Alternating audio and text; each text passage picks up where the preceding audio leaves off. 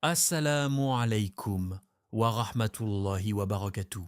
Parfois, tu ressens un vide, un poids dans la poitrine, une fatigue que même le sommeil ne soigne pas. Tu cherches des réponses. Tu essaies de réparer ta vie, d'améliorer les situations, de comprendre pourquoi tout semble compliqué. Mais malgré tous tes efforts, quelque chose manque. Et si la vraie cause n'était pas extérieure, mais intérieure? Et si ton cœur, sans que tu t'en rendes compte, s'était éloigné de sa véritable source de paix, Allah? La majorité de nos problèmes ne viennent pas seulement des difficultés de la vie, mais d'un cœur déconnecté de son Créateur.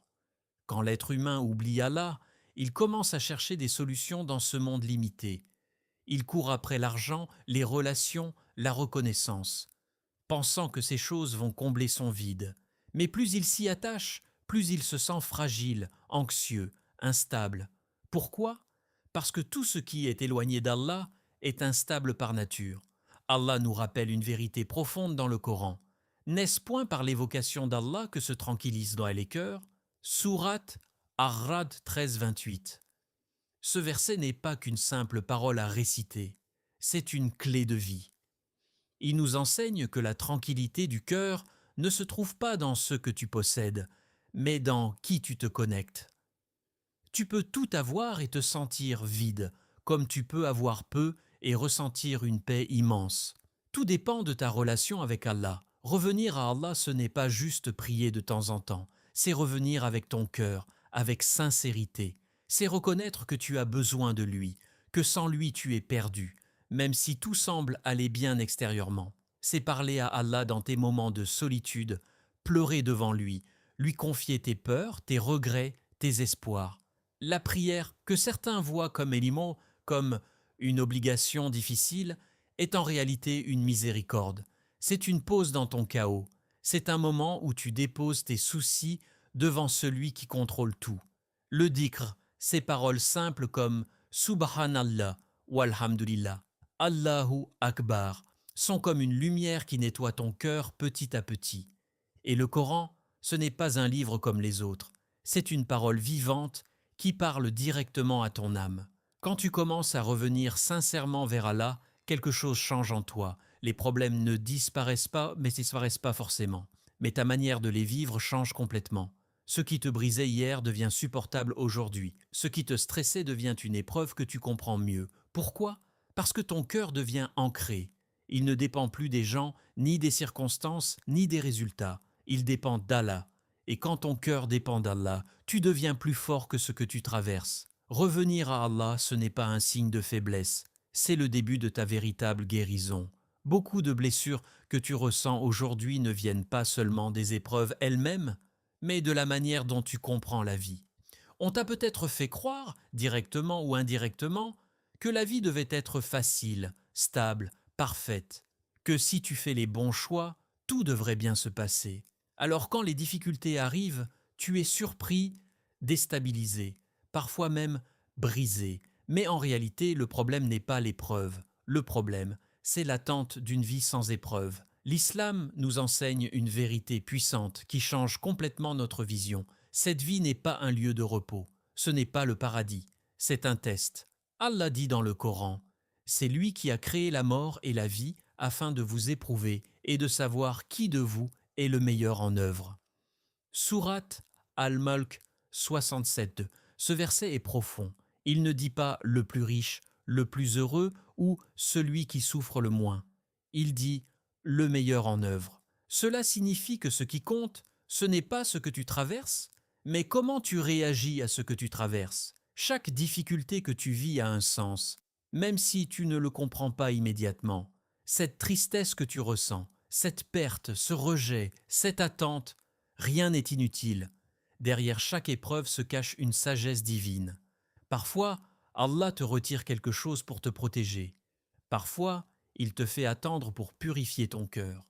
Parfois, il te fait passer par la douleur pour t'élever à un niveau que tu n'aurais jamais atteint sans cela. Le prophète, que la paix et le salut d'Allah soient sur lui, a dit « Aucun malheur n'atteint le musulman, pas même une piqûre d'épine, sans qu'Allah n'efface par cela une partie de ses péchés. » Bukhari et Muslim. Cela signifie que même ta douleur a une valeur, même tes larmes sont comptées, rien n'est perdu auprès d'Allah. Mais pour comprendre cela, il faut changer de regard, au lieu de dire « Pourquoi moi ?» Une question qui alourdit le cœur et nourrit la frustration. Apprends à dire « Qu'est-ce qu'Allah veut m'enseigner ?» Peut-être qu'Allah veut t'apprendre la patience, peut-être qu'il veut te rapprocher de lui. Peut-être qu'il veut purifier ton cœur d'un attachement qui te faisait du mal sans que tu t'en rendes compte. Quand tu commences à voir la vie comme un test, quelque chose change profondément en toi. Les épreuves ne disparaissent pas, mais elles deviennent plus légères, parce que tu comprends qu'elles ne sont pas là pour te détruire, mais pour te construire. Tu deviens plus patient, plus conscient, plus connecté à Allah. Et surtout, tu arrêtes de comparer ta vie à celle des autres, parce que chacun a son test. Certains sont éprouvés par la difficulté, d'autres par l'abondance, certains par la perte, d'autres par la tentation. Le vrai succès n'est pas d'avoir une vie facile, mais de réussir son épreuve, et le jour où tu comprendras cela, tu ne verras plus les difficultés comme des obstacles, mais comme des marches vers Allah. Il y a des choses que les gens voient, et il y a des choses qu'Allah voit. Tu peux faire une action qui semble grande aux yeux du monde, mais qui ne vaut rien auprès d'Allah. Et tu peux faire une action simple, discrète, presque invisible, mais qui pèse énormément dans la balance. La différence entre les deux? L'intention. L'intention, c'est ce secret caché dans ton cœur. C'est la raison profonde pour laquelle tu fais ce que tu fais, et c'est l'une des clés les plus puissantes pour transformer ta vie sans même changer ce que tu fais extérieurement. Le prophète, que la paix et le salut d'Allah soient sur lui, a dit « Les actions ne valent que par leurs intentions ». Si Bukhari et Muslim. Ce hadith est une base en islam. Il nous enseigne que ce n'est pas seulement l'action qui compte, mais ce qu'il y a derrière. Deux personnes peuvent refaire exactement la même chose, prier, donner, aider, mais l'une sera récompensée immensément et l'autre peut ne rien recevoir. Pourquoi? Parce que l'une agit pour Allah et l'autre agit pour les gens. Aujourd'hui, beaucoup de personnes vivent fatiguées, stressées, insatisfaites, même en faisant de bonnes choses. Elles travaillent dur, elles aident, elles donnent, mais elles attendent en retour la reconnaissance, les compliments, l'approbation. Et quand elles ne reçoivent pas cela, elles se sentent blessées, frustrées, vides. C'est là que l'intention change tout. Quand tu fais une chose pour Allah, tu te libères du regard des gens. Tu n'attends plus qu'on te remarque, qu'on te remercie ou qu'on t'applaudisse. Tu fais le bien parce qu'Allah le voit, et cela suffit à remplir ton cœur. Même les actions les plus simples deviennent alors des actes d'adoration. Travailler pour subvenir à tes besoins avec une intention sincère devient une adoration. Étudier pour acquérir un savoir bénéfique devient une adoration. Sourire à quelqu'un, aider une personne, être patient. Tout cela peut te rapprocher d'Allah si ton intention est pure. Et c'est là une miséricorde immense. Tu n'as pas besoin de changer toute ta vie pour te rapprocher d'Allah. Tu peux transformer ta vie actuelle simplement en corrigeant ton intention. Mais à l'inverse, une bonne action faite pour impressionner les autres peut devenir un poids. Chercher à être vu, à être admiré, à être validé, cela fatigue le cœur, parce que les gens sont changeants. Aujourd'hui, ils t'applaudissent, demain, ils t'oublient. Aujourd'hui, ils t'aiment, demain, ils te critiquent. Si ton cœur dépend d'eux, il ne sera jamais stable. C'est pourquoi purifier son intention est un travail constant. Ce n'est pas quelque chose que tu fais une fois et c'est fini. Chaque jour, chaque action, tu dois te poser cette question. Pourquoi je fais cela? Est-ce pour Allah ou pour être vu? Corriger ton intention, c'est purifier ton cœur. Et quand ton cœur est pur, ta vie devient plus légère. Tu ressens moins de pression, moins de déception, moins de frustration, parce que tu n'agis plus pour un monde instable, mais pour Allah, qui voit tout, qui sait tout, et qui récompense parfaitement. Et lorsque tu corriges ton cœur, Allah corrige ta vie d'une manière que tu n'aurais jamais imaginée. Il y a des personnes qui avancent dans la vie, mais avec un poids invisible, un poids dans le cœur, dans la conscience, dans les pensées. Ce poids, ce sont les erreurs du passé, des péchés, des mauvais choix, des regrets qui reviennent encore et encore. Et parfois, cette personne finit par croire une chose dangereuse. C'est trop tard pour moi. Si tu ressens cela, écoute bien. Ce n'est pas Allah qui te dit que c'est trop tard. C'est Shaitan qui veut t'éloigner encore plus. Car en islam, la porte du repentir n'est jamais fermée. Allah dit dans le Coran « Ô mes serviteurs, qui avez commis des excès contre vous-même, ne désespérez pas de la miséricorde d'Allah. Sourate Az-Zumar 39-53. Regarde la douceur de ce verset. Allah ne s'adresse pas aux parfaits, il s'adresse à ceux qui ont commis des excès, à ceux qui ont fauté, qui se sont trompés, qui sont tombés, et il leur dit « Ne désespérez pas ». Cela signifie que peu importe ce que tu as fait, peu importe la gravité de tes erreurs, la miséricorde d'Allah est plus grande que tes péchés. Mais le problème, ce n'est pas toujours le péché, c'est de rester bloqué dedans. Certaines personnes vivent dans la culpabilité constante. Elles repensent à leurs erreurs encore et encore, elles se détestent, elles perdent espoir, au lieu d'utiliser cette douleur comme un chemin vers Allah. Le repentir, ce n'est pas juste dire « astaghfirullah » avec la langue. C'est un retour sincère du cœur. C'est reconnaître son erreur sans la justifier. C'est regretter, demander pardon et faire l'effort de ne pas y retourner. Et quand ce repentir est sincère, quelque chose de puissant se produit. Allah efface tes péchés, complètement. Le prophète, que la paix et le salut d'Allah soient sur lui, a dit que celui qui se repent d'un péché est comme celui qui ne l'a jamais commis. Imagine tes fautes, tes erreurs, tes moments de faiblesse. Effacés, comme s'ils n'avaient jamais existé. Mais ce n'est pas tout. Le repentir n'efface pas seulement les péchés, il apaise le cœur, il enlève ce poids intérieur, il redonne de l'espoir, il reconnecte ton âme à Allah. Et encore plus incroyable, il attire les bénédictions dans ta vie. Quand tu reviens à Allah, Allah revient vers toi avec miséricorde. Même le prophète, que la paix et le salut d'Allah soient sur lui, qui était pourtant le meilleur des hommes, demandait pardon à Allah plus de 70 fois par jour. Non pas parce qu'il commettait des péchés comme nous, mais pour nous enseigner une chose. Le repentir est un mode de vie. Ce n'est pas seulement pour les grands péchés, c'est pour purifier ton cœur constamment. Alors pourquoi restes-tu bloqué dans la culpabilité? La culpabilité n'est bénéfique que si elle te pousse à revenir vers Allah. Si elle te paralyse, si elle t'éloigne, alors elle devient un piège. Transforme cette culpabilité en action. Lève-toi, fais tes ablutions, prie, demande pardon avec sincérité. Même si tu retombes, reviens encore. Allah ne se lasse pas de pardonner. C'est nous qui nous lassons de demander.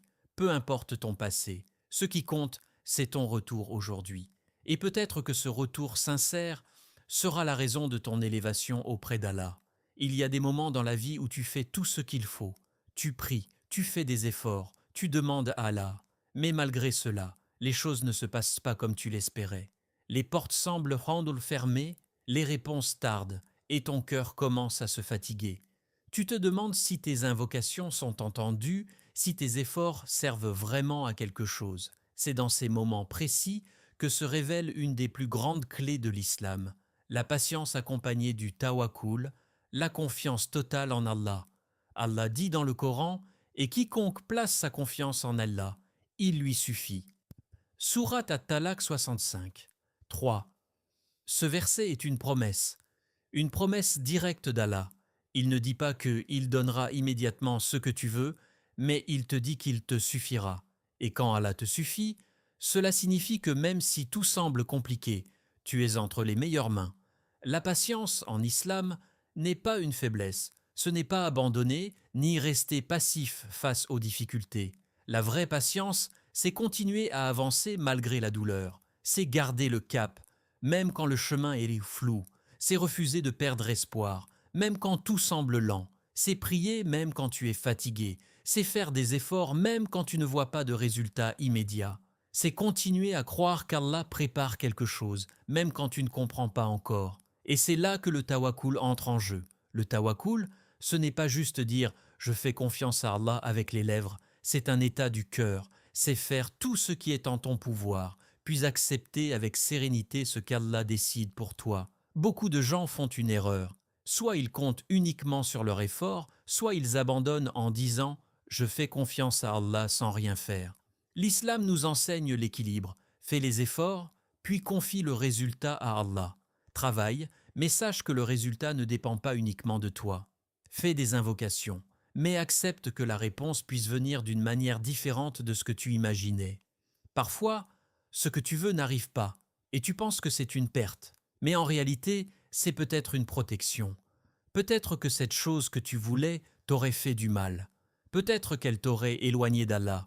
Peut-être qu'elle n'était pas le bon moment. Et pendant que tu attends, Allah prépare quelque chose de meilleur. Quelque chose que tu ne peux pas encore voir. Allah dit aussi, « Il se peut que vous détestiez une chose alors qu'elle est un bien pour vous. » Sourate Al-Baqarah 2:216. Ce verset t'apprend à faire confiance, même quand tu ne comprends pas. À croire que derrière chaque retard, chaque refus, chaque difficulté, il y a une sagesse. La patience et le tawakkul apaisent le cœur. Ils enlèvent cette pression de tout contrôler. Ils te rappellent du moins que tu fais des efforts. Mais qu'Allah est celui qui décide. Et quand tu comprends cela, tu ressens une paix profonde, parce que tu sais que rien ne t'atteint sans permission, et rien ne te manque sans raison. Alors continue d'avancer, fais ce que tu peux, donne le meilleur de toi-même, puis laisse le reste entre les mains d'Allah, car ses plans sont toujours meilleurs que les tiens. Ces leçons nous rappellent une vérité essentielle. La plupart de nos problèmes ne viennent pas seulement de l'extérieur, mais de l'intérieur. Un cœur éloigné d'Allah, une mauvaise compréhension de la vie, des intentions corrompues, un manque de repentir et une absence de confiance. Voilà ce qui alourdit nos vies. Mais la bonne nouvelle, c'est que chaque problème a déjà une solution dans l'islam. Revenir à Allah apaise le cœur. Comprendre que la vie est un test donne du sens à nos épreuves. Purifier son intention transforme notre quotidien. Se repentir libère du passé. Et placer sa confiance en Allah apporte une paix incomparable. Tu n'as pas besoin de tout changer en une nuit. Commence par un pas sincère, une prière plus concentrée, un repentir fait avec le cœur, une intention corrigée, et tu verras ta vie se transformer progressivement. Si ce message t'a touché, abonne-toi à l'Islam Connect, partage cette lumière autour de toi et participe à propager le rappel. Peut-être qu'un simple partage sera une cause de guidance pour quelqu'un et une source de récompense pour toi. Merci d'avoir ouvert ton cœur à cette parole. Que la paix d'Allah t'accompagne dans chaque étape de ta vie. Allah dit, et ma miséricorde embrasse toutes choses. Sourate Al-Araf 7, 156. Qu'Allah apaise ton cœur, illumine ton chemin et te rapproche de lui. Amen.